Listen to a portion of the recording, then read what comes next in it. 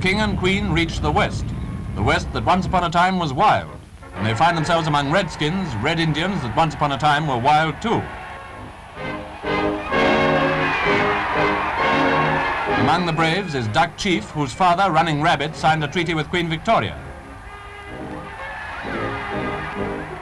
Also, chiefs shot on both sides. They greet their pale-faced sovereigns with characteristic dignity and picturesque loyalty. And now comes that part of the tour where natural beauty eclipses every other sensation. In the Rocky Mountains, the King and Queen view some of the most wonderful scenery in their empire.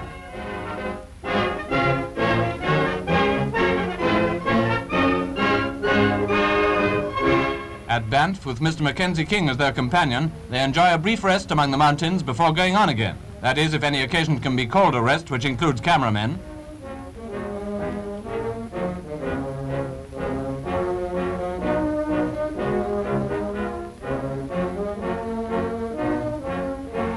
Vancouver, great city and harbour of British Columbia, is on the Pacific.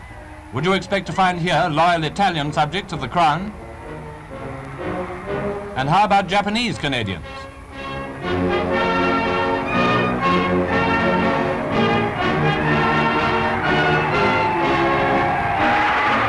Strangers from the Orient, they welcomed their sovereigns as fervently as the children of English and Scottish immigrants who followed in the trail of Captain George Vancouver and settled in British Columbia, bringing with them traditional English symbols like the mace.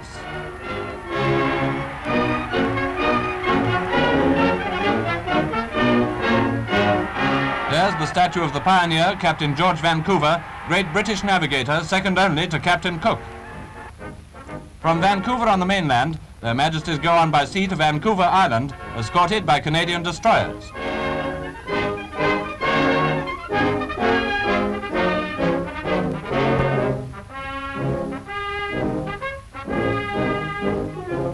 On the island lies the capital of the province, Victoria, one of the most English cities outside England, with a damp climate like the mother country.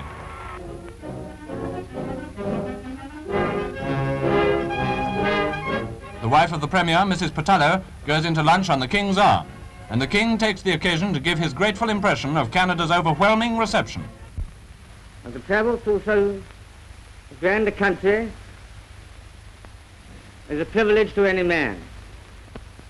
But to travel through it to the accompaniment of such an overwhelming testimony of goodwill from young and old alike is an experience that has, I believe, been granted to a few people in this world. One ceremony remains, and it concerns the King's own service. Canada's naval arm is small, as befits a country dwelling in perpetual amity with her neighbour, but the smartness of Canadian sailors may be judged from the turnout today when the King presents his colour to the Royal Canadian Navy.